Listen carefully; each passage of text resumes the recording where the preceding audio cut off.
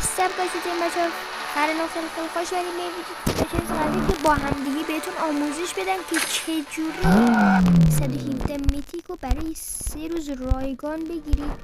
بچه نگاه کنید من دروغکه نمیگم بچه. اگر برید تو اکانت من 117 میتیک دارمش، این 117 میتیک که گذاشت همیشه شما دیگه نمیخواد ولی بازم میتونید بگیریدش، اینجا هستش. و بچه قبل اینکه برید سراغ لایک و کامنت سابسکرایبتون فراموش نکنید. Here we go. بچه اول از همه شما وارد اینجا میشید.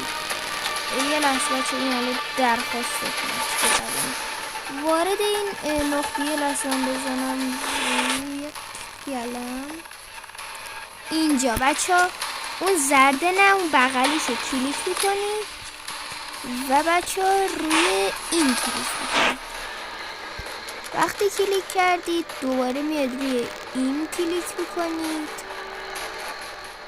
و اینجا بچه من خودم گرفتم شما اینجا اگر این بزنید و بعدش این رو کلیک کنید میتونید راحت و رایگان بگیریدش. امیدوارم از این ویدیو لذت ببرید و بچه این